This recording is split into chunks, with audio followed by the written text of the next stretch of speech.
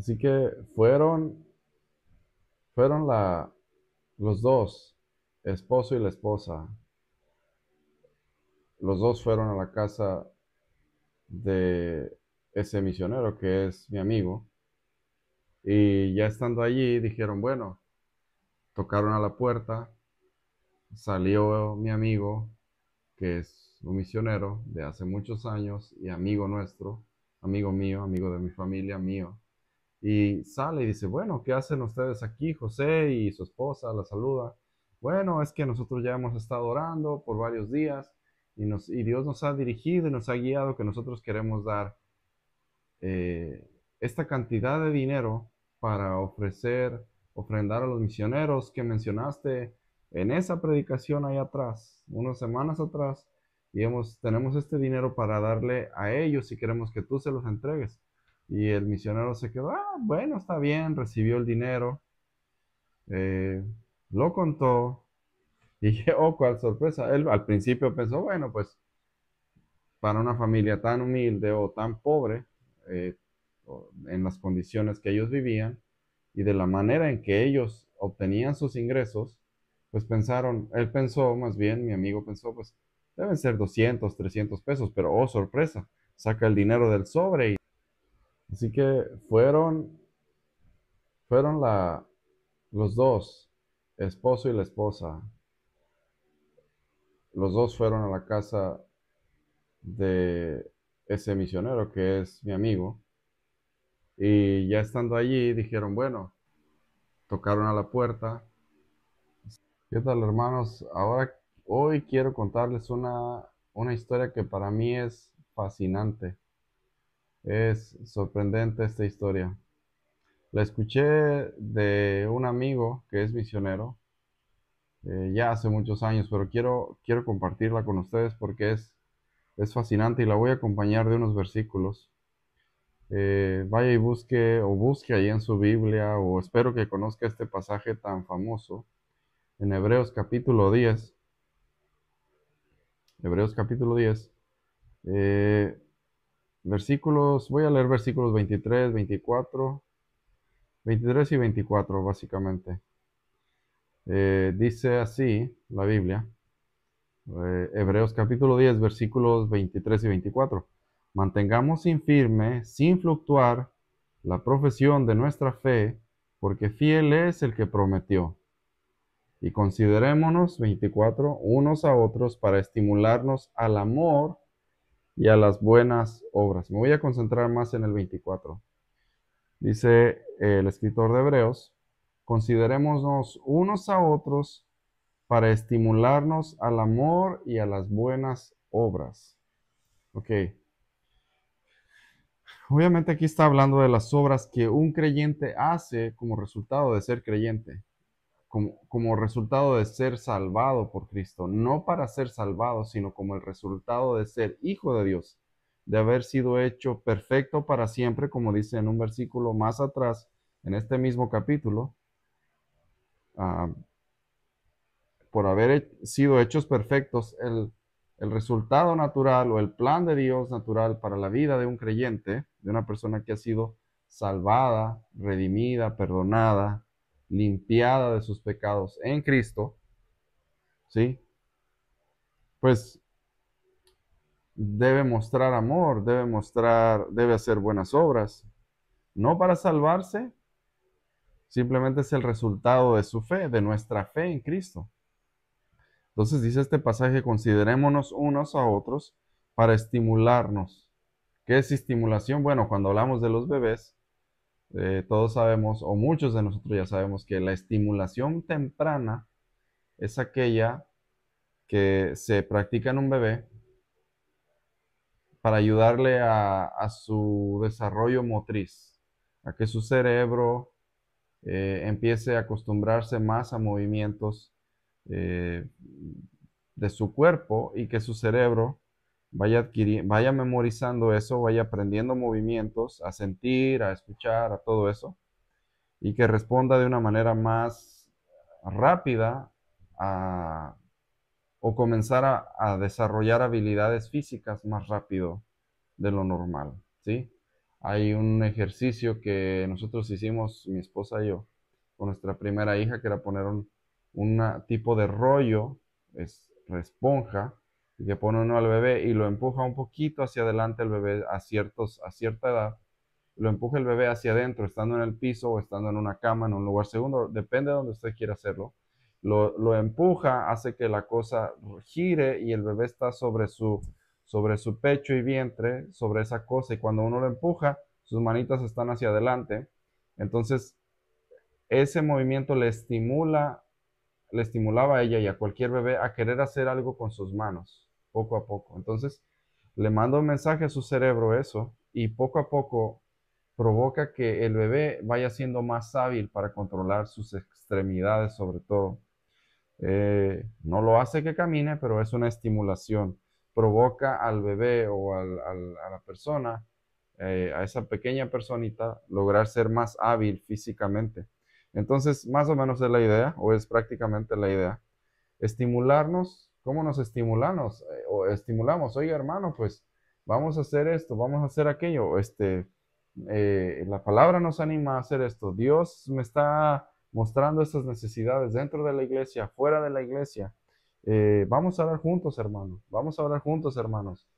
Que busquemos la manera de estar motivando, estimulando, empujando a los demás a que exista más amor entre nosotros y fuera de nosotros, dentro de la iglesia y fuera de la iglesia. Y también a las buenas obras. O sea, el amor es una cosa y también, obviamente, dentro de las buenas obras puede ir incluido el amor. No necesariamente tiene que haber a fuerzas amor, pero sí eh, por lo menos el querer hacer una buena obra, ¿verdad? Una buena práctica. Eh, Pensando en eso, me voy a ir a Apocalipsis también, capítulo 2, ¿sí? Eh, ¿Cómo se puede mostrar esto? Aquí tenemos una iglesia, la iglesia de Éfeso. Dice, yo conozco tus obras y tu arduo trabajo y paciencia y que no puedes soportar a los malos y has probado a los que se dicen ser apóstoles y no lo son y los has hallado mentirosos.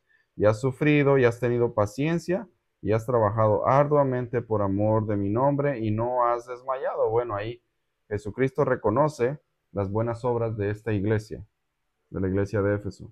Menciona varias. O sea, buenas obras no solo es darle a un pobre un pedazo de pan, un vaso de agua. No, no solo es eso. Darle algo de dinero para que se compre ropa o zapatos. No solo es eso. Aquí también nos menciona las obras buenas como soportar. No puedes soportar a los malos. No resiste a aquellos que son malos y están contra el Evangelio. Resiste las malas enseñanzas. Trabaja arduamente. Tiene paciencia. Están esperando la llegada de Cristo. Mientras están esperando que Él venga, están trabajando, obrando, haciendo obras no para salvarse, obras para mostrar el amor de Dios a través de sus vidas, a través de lo que Él hace. Y dice, pruebas también aquellos que se dicen ser apóstoles o enviados de Dios, pero no lo son, y los has hallado mentirosos. Todas esas son buenas obras. Has sufrido, es una obra. Has tenido paciencia, es una obra. Has trabajado arduamente por amor de mi nombre. Entonces le reconoce Jesús eso a esta iglesia. Ahora, en ese contexto, aquí meto una historia que es fascinante y lo vamos a mezclar con otro pasaje en Juan capítulo 6. Eh, en una iglesia por allá en el norte de México, eh, hay una iglesia muy humilde, pero con unas características muy peculiares. Muchos de los que están dentro de esa iglesia viven de los basureros. Van y colectan basura, van y colectan cosas que les pueden sacar algún tipo de provecho. Estoy hablando de una historia que pasó hace muchos años, pero pueden colectar plástico, aluminio, metales. Usted puede saber más o menos, se puede dar una idea sobre eso y qué implica. Entonces, un amigo de nosotros, un amigo mío que es misionero con su esposa, comenzaron a compartir dentro de la iglesia sobre misiones, sobre ir y alcanzar a los perdidos. Ya he hablado, tengo un video de hace unos días sobre esto, sobre qué dice orar y no orar. y otras cosas. Bueno, eh, entonces este amigo, era el pastor de esa iglesia, comenzó a compartir sobre obras en diferentes partes del mundo. La historia corta es, él habló sobre un ministerio, sobre unos misioneros viviendo en Venezuela. Esos misioneros en realidad tenían todo lo que necesitaban para poder estar en lo que hacían allá en ese lugar en Venezuela. Entonces, compartió del trabajo de ellos y los hermanos precisamente se estimularon viendo la historia y la obra y cómo Dios estaba obrando en ese lugar. Los hermanos se motivaron a escuchar lo que estaba pasando en aquel lugar tan lejano de el norte, allá en el norte de México, prácticamente en la frontera, en una ciudad enorme. Eh, y una familia quedó tan cautivada, varios, pero este pastor de esta iglesia estaba tratando precisamente de motivar a la iglesia para pensar más allá de sus cuatro paredes, aún siendo una iglesia que vivía de la basura. Muchos de ellos, ahora hay muchos que ya no, pero muchos en aquel tiempo vivían básicamente de eso. Sus casas estaban en desfiladeros, en lugares, en terrenos muy áridos, pobres, sin agua, luchando cómo llevar agua a esos lugares, a esas casas, a esos hogares. Entonces, eh, pues ahí vivían ellos y construían sus casas, muchos de ellos con cartón, con cosas que encontraban en la misma basura, pedazos de refrigeradores, pedazos de telas, colchones y todo ese tipo de cosas, ¿sí? Entonces y construían su casita, compraron los derechos de un terreno que les costó en aquel tiempo la cantidad de 10,000 pesos mexicanos. Entonces, después de escuchar esa historia de su propio pastor, decidieron que iban a vender su propiedad porque se iban a ir a su lugar de origen, más al sur en México. Ellos estaban ahí como inmigrantes, vamos a decirlo así, pero querían regresar. Ahora que conocieron a Cristo, ahora que conocían las buenas nuevas, ellos querían regresar a su gente, a predicarles allá, y él estaba con su familia, con su esposa, con sus hijos, y quería hacer eso. Entonces decidió vender el terreno, una cantidad realmente pequeña, pero pues era algo por lo menos para viajar y moverse hasta allá, más al sur, muy al sur de México, más allá que el centro de México, mucho más. Entonces lo venden y el plan de irse está en camino.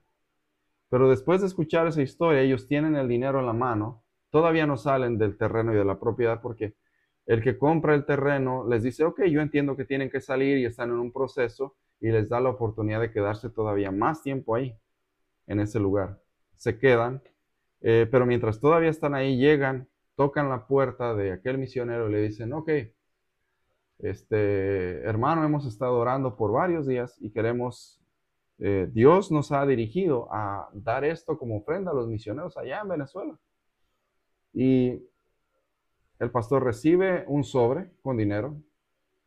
Y bueno, hola, saluda a él, saluda a su esposa y agradece el corazón de querer hacerlo. Y primero pensó, bueno, van a ser una cantidad pequeña, pues una familia muy, muy pobre, de muy escasos recursos. El terreno no valía mucho lo que vendieron. Dijeron ellos que habían usado dinero de la venta del terreno para ofrendar a esas personas. Oh, sorpresa de nuestro amigo, de este pastor, que abre el sobre y dentro del sobre estaban los 10,000 pesos de la venta del terreno. Continuó la historia más rápido.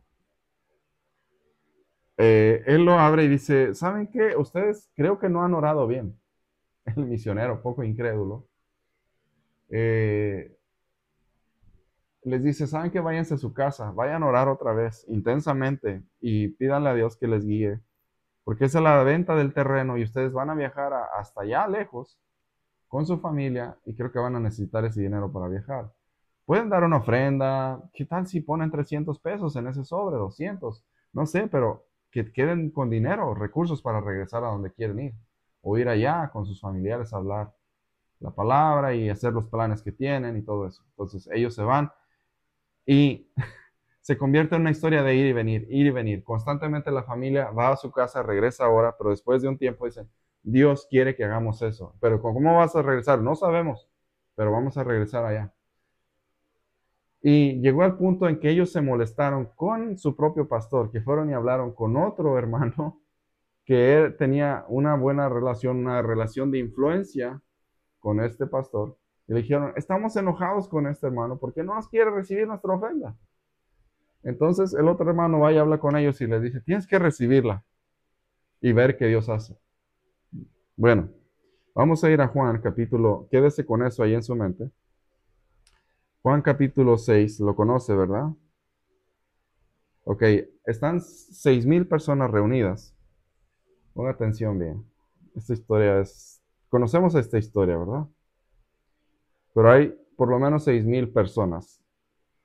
Por tradición, podríamos pensar, cuando digo tradiciones, por lo que conocemos de la cultura y de aquellos tiempos, podemos pensar que no eran solamente 6,000 personas, que eran muchos más, ya que en aquel tiempo, en aquellas culturas, solamente se contabilizaba a los hombres o jóvenes de cierta edad, ¿verdad? Más no mujeres y niños muy pequeños. Entonces, si fueran 600 hombres, esposos, por lo menos podrían tener, si no todos, si algunos fueran viudos, tendrían hijos y serían por lo menos el doble, 12,000 personas. Ok, no lo dice eso la Biblia, pero vamos a ver. Tenía una gran multitud, versículo 2, le seguía una gran multitud porque veían las señales que él hacía en los enfermos. Versículo 3, entonces subió Jesús a un monte y se sentó allí con sus discípulos y estaba cerca la Pascua, la fiesta de los judíos. Cuando alzó Jesús los ojos y vio que había venido a él gran multitud, le dijo a Felipe, ¿de dónde compraremos pan para que coman todos estos? Aquí quiero que pensemos, hermanos. Cuando Dios nos hace este tipo de preguntas o cuando Dios nos hace reflexionar de esta manera, ¿qué hacemos nosotros? ¿Miramos a lo que tenemos en la cartera o pensamos más allá? Aquí los discípulos fallaron en la prueba en varias maneras. Por un lado veo que Jesús quiere involucrarnos en el plan, empezar a ayudarles a enseñarles a pensar en situaciones como esa, buscar soluciones, ¿verdad? Dice, versículo 6, pero esto lo decía para probarle porque él sabía lo que había de hacer. Él ya sabía lo que tenía que hacer. Y Felipe es uno de los que, pues reprueba el examen, dice, bueno, si tuviéramos 200 denarios de pan, no bastarían para que cada uno de ellos comiera un poco. Otro de los discípulos, Andrés, le dijo a Andrés, perdón, hermano de Simón Pedro, le dijo, aquí está un muchacho, fíjese bien, aquí está un muchacho que tiene 5 panes de cebada y 2 pececillos, pero ¿qué es esto para tanta gente? Ok, no se pusieron a pensar qué podrían ser las soluciones, en cierto modo. Actuaron como más impulsivamente y pensaron en los recursos que había, y según los recursos que había, no era posible darle de comer a toda esa gente. Bueno, no era posible darle de comer a tanta gente que estaba ahí reunida. Sabemos el resto de la historia. Jesús hace sentar, ordena que hagan sentar a las personas. Los 2 discípulos fallan en la prueba, todos, porque nadie más dice nada. Y el discípulo que dice, aquí está un niño con 2 panes, 5 panes y 2 peces. Creo que parte de la prueba que Jesús quiere poner en ellos es, ¿qué pueden decir ellos, los discípulos que están ahí presentes, con qué podrían participar de esa necesidad? Y obviamente la reprueban. No solamente no dijeron yo traigo un denario, yo traigo 3 centavos, no dijeron nada de eso, yo traigo medio pan, haz lo que puedas con eso. Más bien uno de ellos fue y buscó un niño con 5 panes y 2 peces, y a veces así funciona la iglesia. Hay misioneros con necesidades aquí y allá y no dicen, ¿cómo puedo ser parte de lo que Dios quiere hacer? Más bien buscan, pues la iglesia tiene recursos en el fondo de misiones. La iglesia tiene recursos en este fondo, tiene recursos en el tesoro, como lo manejen en su iglesia. O aquel hermano tiene dinero, él es rico, él podría dar y donar para aquellos misioneros que están viviendo por allá, en Venezuela, en Japón, en Papúa Nueva Guinea, donde sea. Fallaron la prueba. Pero Jesús sabía lo que iba a hacer. Cuando Jesús nos involucra en lo que Él quiere hacer, cuando nos involucra en sus planes, Él ya sabe lo que va a hacer durante el resto de toda nuestra vida y durante todo el tiempo que estemos trabajando los campos que nos ha puesto a trabajar para cosechar. Él ya sabe lo que va a hacer. Si nosotros participamos y decimos, aquí estoy yo con mi vida o aquí estoy yo con mis recursos, ¿cómo puedo poner, cómo puedo apoyar, cómo puedo participar? Y si falta, si no es suficiente, pues tú sabes cómo lo puedes hacer. Obviamente hay una falta de fe, hay una falta de reconocer lo que ellos ya sabían que Jesús era capaz de hacer, un milagro. Vuelvo a la historia de este amigo, de estos amigos allá en el norte de México. Después de tanta insistencia de este padre de familia y su esposa y sus hijos de orar juntos y decir, Dios claramente nos ha dicho que eso es lo que Él quiere que hagamos. Dios quiere que demos todo, todo para esos misioneros allá. Aunque no lo necesitaban, pero ellos dijeron, Dios quiere que lo demos todo. Bueno, la historia termina de una manera que le va, espero, para mí es sorprendente, pero espero que sea una gran bendición para usted como lo es para mí. Y eso ha sido una parte de este tipo de historias verdaderas, de lo que Dios puede hacer, de lo que Dios ya sabe que va a hacer. Me anima y me motiva a no vivir en incredulidad. Me motiva a creer en ese Dios que es todopoderoso. Entonces, dan la ofrenda, ellos siguen todavía un tiempo allí, como se dedican a recoger cosas de la basura, van un día y sacan un colchón de la basura y obviamente pues quieren quitarle el metal, los resortes, todo eso que está dentro de un colchón, para venderlo, porque quieren aprovechar el metal para venderlo por kilos, por gramos, decimos aquí en México por kilo, o echarlo al kilo, decimos aquí en México. Entonces, ya días después de que había pasado esto de la ofrenda y con muchas dudas, nuestro amigo pastor, pues, oh sorpresa, que encuentran dentro de ese colchón una bolsa con dinero. Adivina la cantidad que había dentro de ese sobre, de esa bolsa, dentro de ese colchón. 10,000 pesos. Exactos, exactos. Ni un centavo más, ni un centavo menos.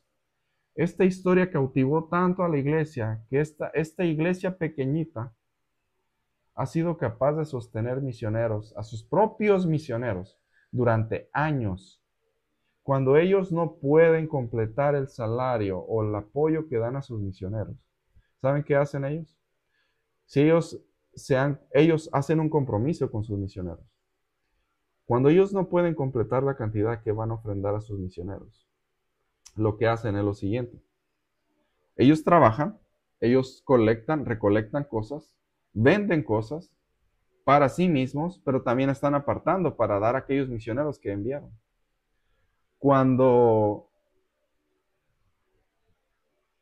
ven que casi al final del mes que van a enviar el apoyo para sus misioneros, la cantidad no se va a completar.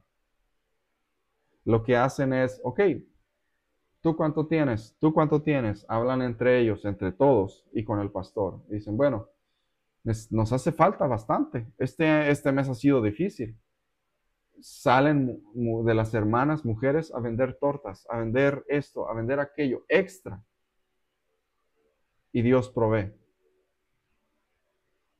De maneras muy milagrosas muchas de esas veces. Y otra vez simplemente por el trabajo, como por ejemplo dice allí a la carta de los Efesios, a la carta a la iglesia de Éfeso en Apocalipsis capítulo 2. Sí, conozco tu arduo trabajo. Pues me imagino el arduo trabajo no solo tenía que ver con con trabajar en esas áreas que menciona ahí, pero también arduo trabajo, en el sentido de trabajar. Y bueno, trabajan extra aparte de lo que tienen que hacer para poder completar las cantidades que ellos tienen. Y Dios provee de maneras milagrosas, sorprendentes. Aquí es donde nos debemos preguntar, hermanos. Nosotros estamos en el plan de Dios. Hemos sido salvados no solo de nuestros pecados, sino para una vida mucho mejor. Y hemos sido salvados con un propósito. Dios no nos salvó para solo tener un empleo, ni para tener un ingreso semanal y buscar tener una carrera o el mejor empleo del mundo. Dios nos salvó para un propósito superior, que es extender el reino de Cristo lo más posible. Y todo lo demás viene por añadidura. Cuando uno pone eso por delante del sueldo, del salario, del hambre que tengo y de todo lo demás, Dios provee. Dios da lo que necesitamos para hacer la obra que Él mismo nos llamó a hacer. Nos llamó a estos campos, nos llamó a trabajar, nos llamó a cosechar el fruto. Y Él ya sabe lo que va a hacer. La pregunta es, ¿usted o yo estamos dispuestos a reconocer que Él ya sabe lo que va a hacer, como lo hizo con la alimentación de los 5,000, de los 6,000, de los que fueran? Él ya sabe lo que va a hacer. ¿Qué es lo que va a hacer usted? ¿Qué es lo que voy a hacer yo? Él ya sabe lo que va a hacer y puede hacer mucho. Puede ser la historia de ese hermano allá en el norte de México. Puede ser la historia de esos 5,000 en ese lugar. Él ya sabe lo que va a hacer. Usted está guardando su peso en la bolsa o sus dólares o lo que tiene hasta que se ahorque el águila, decimos aquí en México. O sea, agarra el dinero hasta que lo exprime y ya no lo quiere soltar. Piensa que si no lo retiene, no la va a armar en la vida. Es tiempo de soltar, de vivir por el propósito principal, porque todo lo demás vendrá por añadidura.